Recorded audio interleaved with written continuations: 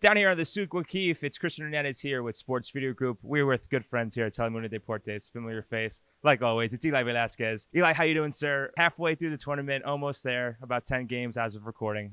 How's it going? It's going great. Very happy to be with you again and to see everyone at SVG. And thanks for coming to visit with us today. We're excited. We're just thrilled. It's been a lot of preparation, planning, and now execution. As you said, we're more than halfway through. We like what we've done so far, and we think our audience also has reacted well to our execution. And so, we just need to finish strong. Right. A couple of heavyweights still in the tournament, whether it be Argentina, Brazil, so a lot of good soccer or football ready to keep playing. But we're here right now. You just gave us a nice little tour about the studio set in this, I guess, iconic location of the city of Doha and the country of Qatar. Explain to me when you first came here. Your thoughts, and when you first saw it, you kind of knew this is the spot that you wanted Telemundo to be when the World Cup was starting. Sure. So when we first came here, well, first of all, let's start with the mission, right? The mission is to make sure we transport our audience to this location for the month, and for them to feel like they're here, and for them to sort of feel what our talent feel, what the fans going to the games feel. So when we first came to Doha, to me, it was important to find a place that establishes a connection, a place that's very germane to the country itself, and that speaks to the culture and traditions of this country. And so the Souq Waqif marketplace for us was a perfect location to sort of highlight that. We realized that this is a city that's also looking, and a country that's looking to push their legacy and the delivery of this event for their future plans, but we wanted to balance that project with also a true sense of place and culture and tradition. Right, and you guys do it well, because even when we spoke back at Super Bowl, you had a set at SoFi, but you also had that set in the Plaza. So you're always bringing the flavor, like I always say to you, into either the the Hispanic audience, but in here you really want to showcase the fans, you want to showcase the city. So what are we sitting on? Talk about the shows that are here, and then kind of what's around us right now. We are sitting on the set for Hoy en la Copa Mundial, which is the first show you see every day on our coverage of the World Cup.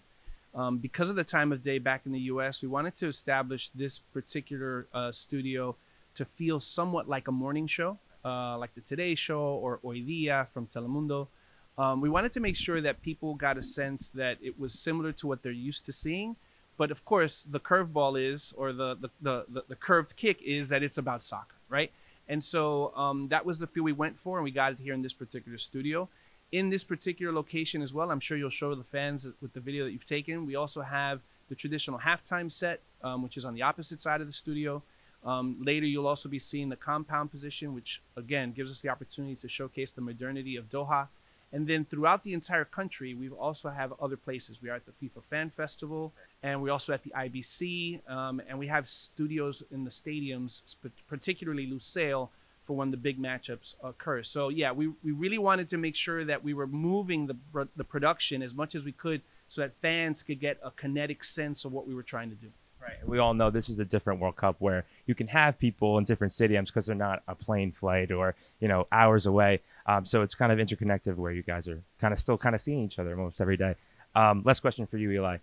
Shout outs to people that helped make this possible on your crew, and I guess talk about your team and how they've done so far and how proud you are of them. Well, my favorite question. Thank you for asking it. So obviously our SVP of operations, Chris Suarez-Myers, had done a phenomenal job of getting us ready and making everything sort of logistically work for our operations here in Doha. Back home, Robert Pardo, our SVP of content, and Adrian Costas, our director of soccer production, has done a phenomenal job of sort of organizing the execution of every day's routine and rundown. I also would like to give a shout out to all of the folks here that have managed logistics, transportation, the crews that have had to sort of sacrifice time away from their families during a very challenging time for that, right? Thanksgiving was spent here in Doha. Thankfully, we'll get them back in time for Christmas and the rest of the holidays. But frankly, I've been extremely proud of the entire effort. We really do care about this, and we care how our fans care about this. And we've put our heart into it. And I'm really proud of all of them. I can't speak highly enough of the people that I've mentioned and everyone else that I haven't mentioned.